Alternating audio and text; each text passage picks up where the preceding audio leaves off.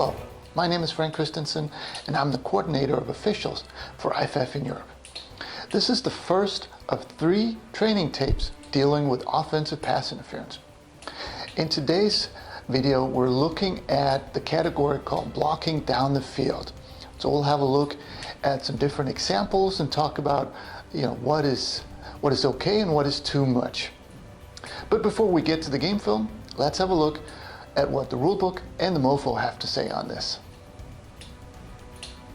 In the rulebook, we go to 738 offensive pass interference. B.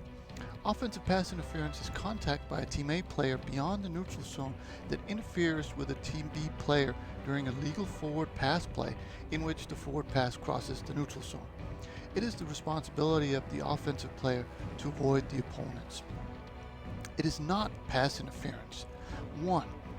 When after the snap, a Team A ineligible player immediately charges and contacts an opponent at a point not more than 1 yard beyond the neutral zone and maintains the contact for no more than 3 yards beyond the neutral zone.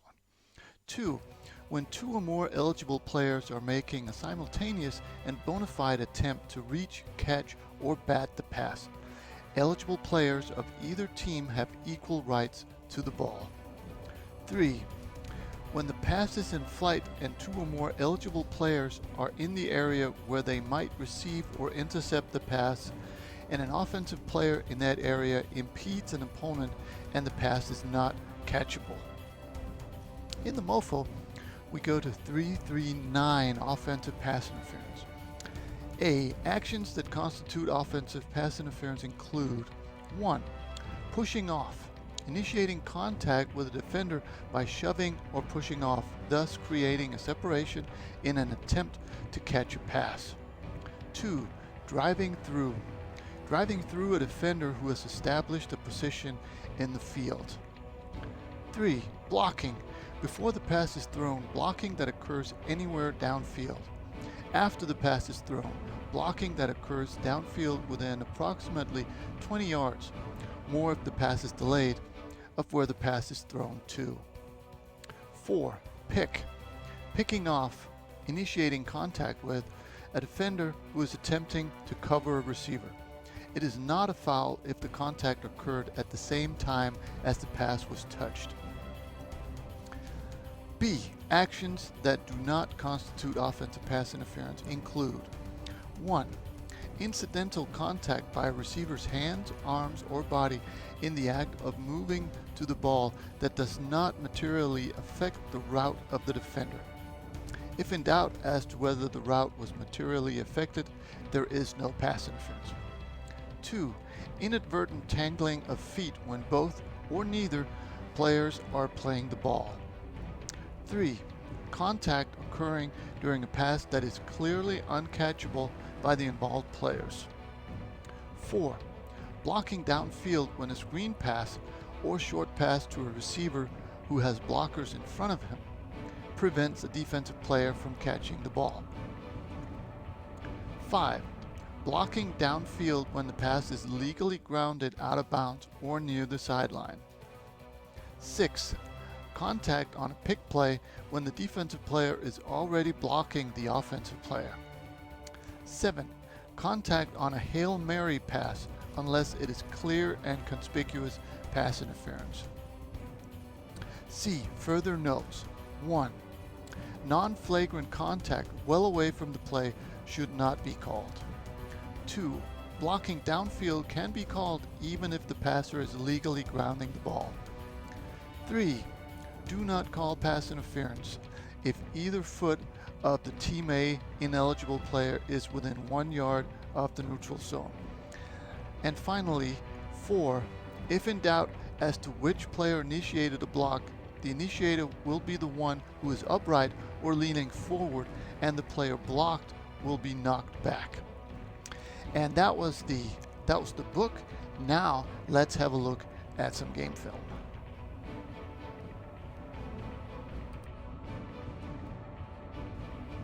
On this first play, we're looking at the slot receiver at the top of the screen or so away from the camera. And it's going to be a slow developing play.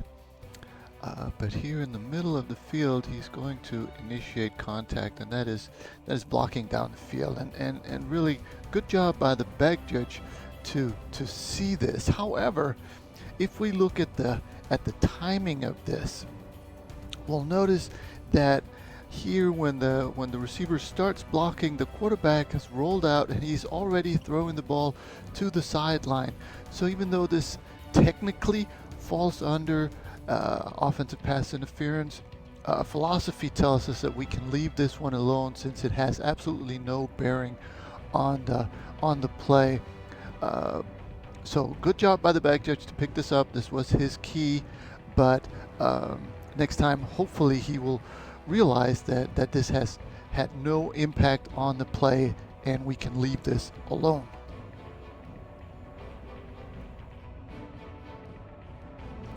On this play, we're looking at the tight end here closest to the screen, and you'll notice it somewhat resembles one of the previous plays where we've got contact here, but at this point the quarterback has already thrown the ball to the far sideline, so this contact has no bearing on the play. And also, if you notice, the defender, the linebacker here, he actually takes a step into this contact, so he's just as responsible for creating this contact. It's not a situation where the receiver, or in this case the tight end, initiates contact with a defender who has established a position on the field.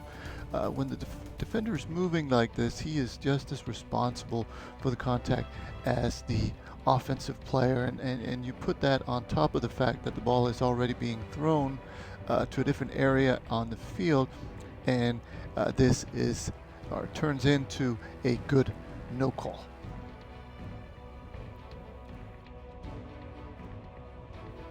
On this play, we're looking at a more classical blocking downfield. We're looking at the receiver, number 80, away from the camera.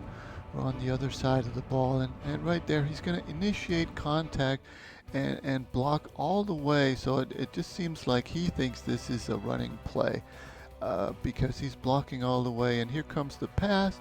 It does cross the line of scrimmage, so at that point the blocking that happened early in the play now turns into offensive pass interference. Now initially this is a deep wing key, and it really stays the deep wing key all through the play, so I'm not sure why we missed this from this deep wing, but luckily the back judge does pick it up, so that's a good crew working together. But again, we're looking at the blocking, and initially it is not illegal, but it is something that we're going to note. And as soon as the pass is thrown and it crosses the line of scrimmage, that blocking turns into offensive pass interference.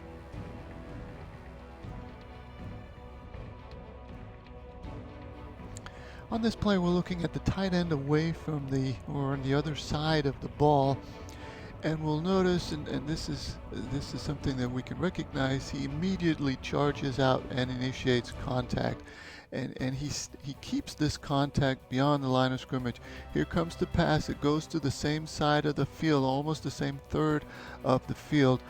So this is something that we would want called as offensive pass interference, blocking down the field.